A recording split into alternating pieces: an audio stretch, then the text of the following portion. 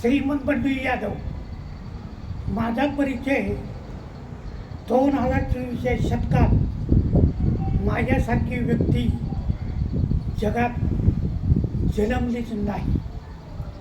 विषय भारत देशात ज्यांनी खाजगीकरण केलं ते या देशाचे दुश्मन आहे. तुम्ही म्हणताल हा सगळा परिचय दिला, तर जे मी आत्तापर्यंत बोललो, पण ते क्रिकेट असेल, पावसाचं असेल किंवा अनेक लोकांना मी नैसर्गिक आशीर्वाद दिले, ते सत्य आत्तापर्यंत घडले. आणि जगामध्ये आणि भारत देशात मी जे भाष्य करतो ना, ते सत्य घडत चाललेलं आहे. हे त्रिकाल सत्य आहे, म्हणून मी असा दावा केलेला आहे. आणि कुणी असं त्याला गैरसमज करू नका. मला योग्य सिद्धी अशी प्राप्त झालेली आहे. मी दररोज जागतिक लेवलची प्रार्थना करत असतो आणि त्याच मूर्तीच्या जीवनाचा असा परिणाम झाला की मला सिद्धी प्राप्त झाली, म्हणजे निसर्गाचं ज्ञान प्राप्ती झालं. परंतु हा विषय मी का निवडला? मानव विश्व कल्याण कशाला म्हणतात किंवा भारतीय लोकांचं सर्व वर्गातलं कल्याण कशाला म्हणतात, त्यांच्या चेहऱ्यावरचा हसू कसे, त्यांना कौटुंबिक स्वास्थ्य कसे मिळेल किंवा त्यांचं आयुष्य कसं वाढेल, आणि ह्या दृष्टीने हा विषय मी निवडलेला आहे की या देशात खाजगीकरण केलं याचे दुष्परिणाम काही माहीत आहे का देशाला तरी? आणि जरी माहीत असले तरी अंमलात आणतात का? तरी मुळीच नाही. अनेक भारत सरकार ते गल्लीपर्यंत दिल्लीपर्यंत योजना करतात.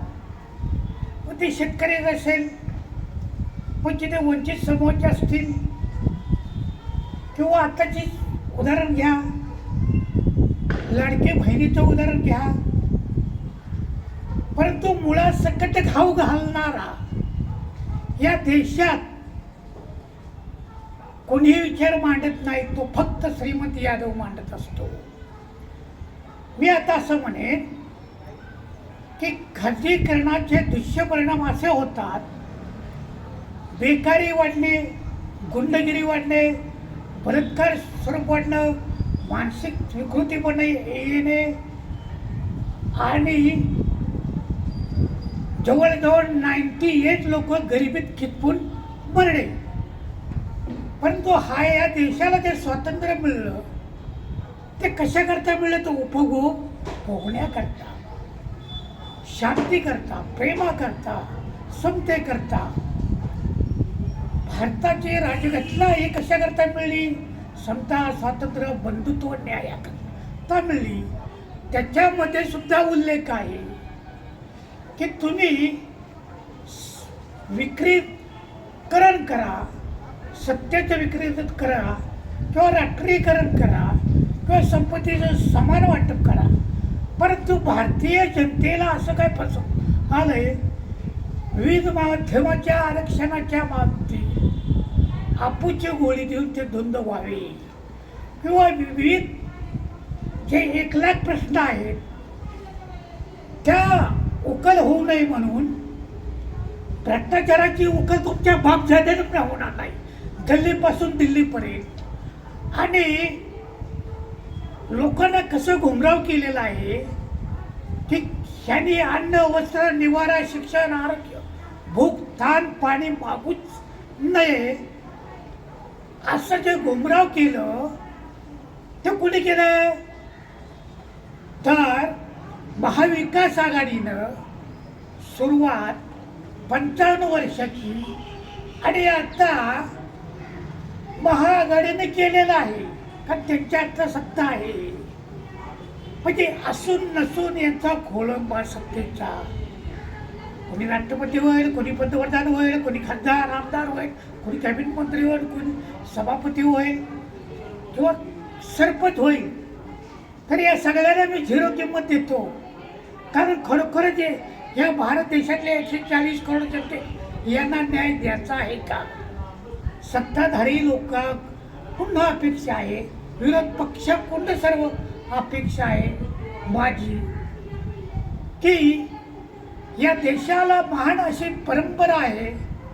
तथागत गौतम बुद्धापासून, सम्राट अशोकापासून, संत कबीरापासून ते पेरियार स्वामींपासून ते गाडी महाराजापासून ते शिवाजी महाराज, शाहू फुले आंबेडकरापासून, परंतु यांची परंपरा या मोलखेवड्याची ए टू झेड राजकीय पक्ष आहेत ना, त्यांची सत्ता भोगतात विरोध पक्ष किंवा सत्ता तरी. म्हणून मी आता असं म्हणेन, खरोखर तुम्हाला काय द्यायचं आहे का? या देशातील गरिबी हटे वगैरे तुम्ही समानता आर्थिक आणणार आहात का नाही?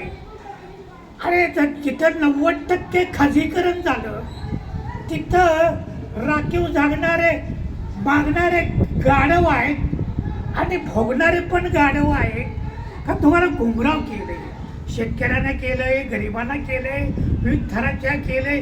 1,00,000 प्रश्न ज्यावेळेस समोर येतात विविध भाषेतून, काय त्याचं निरंतर करायला एकच मार्ग आहे, तो म्हणजे मी माझं वाक्य बोलत आहे सगळ्यात पुढे. डॉक्टर बाबासाहेब आंबेडकर यांना रक्तात मेंदूत आणि बुद्धीत ठेवून त्यांच्या प्रतिभा अशी समोर ठेवून मी बोलत आहे. यांचे विचार नाही हे संविधानामध्ये आहेत, बाबासाहेबांच्या स्पीचमध्ये आहेत. आणि अत्याचार असे मिटणार नाहीत किंवा भ्रष्टाचार असेही मिटणार नाही. 2002 साली सुद्धा यानं लिखाण केलं याच्यावर भ्रष्टाचार मिटवण्याचे काय उपाय कोणते. वर्तमानपत्रात काही प्रसिद्धी दिली, परंतु मी याही पुढे जाऊन म्हणेन की या देशातील 99% मीडिया डिबेट करणारी, चर्चा करणारी, विविध धर्मातल्या जातीतल्या लोकांनी केवळ सत्तेवर डोळा ठेवून केवळ या लोकांना जरा ठकलून 140 करोडपैकी 139% लोकांना करोड आडणारा ढकून स्वतःचा स्वार्थ करता तुमच्या भावजातीत तरी जातीवाद असा मिटेल का रे? मी मागणी करतो त्याप्रमाणे जर तुम्ही वागला भारतीयानो तर तुमचं खरं आहे, नाहीतर तुमच्या कितीही पिढ्या पद भोगा, त्या पदाला मी अशी 0 मार्क देतो. आणि या देशात तुम्ही कशाकरता जन्मला आहात? 140 करोड जनतेला पण प्रश्न विचारतो, विशेषतः गरीब, मागासवर्गीय, वंचितांना, अस्पृश्यांना यांना विचारून विचारतो की मुक्तीपंथ कोणता मार्ग आहे? बाबासाहेबांचे विचार तुम्ही अंमलात आणणार आहात का नाही? बाबासाहेबांच्या विचाराला दूर केल्यामुळं केवळ देशावर दुष्परिणाम काय होतात हे तुम्ही आम्ही आता सगळे जाणतोय मीडियाच्या माध्यमातून.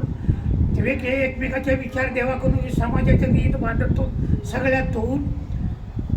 तर आरक्षण भोगणारे, आरक्षण मागणारे आणि सुप्रीम कोर्ट किती नालायक आहे हे तुम्हाला पण माहीत आहे सगळ्यांना. क्रिमिनल लावणं, वर्गीकरण करणं, म्हणजे जातीत भांडणं.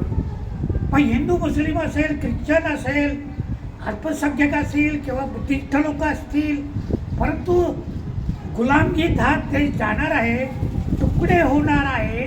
म्हणून मी देशभक्ती, राष्ट्रभक्ती नात्यानं संपूर्ण भारतीयांना एकच सांगीन, एकच ध्येय लक्षात ठेवा.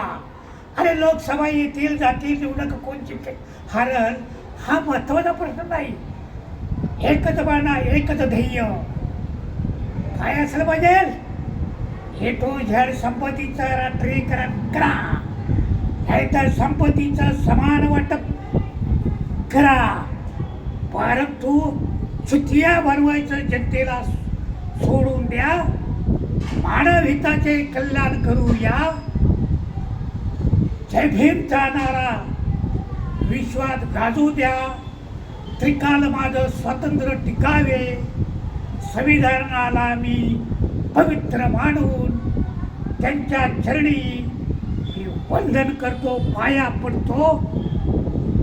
मानव जातीचं कल्याण व्हावं हीच माझी प्रार्थना आहे. जय भीम, जय बुद्ध, जय भारत.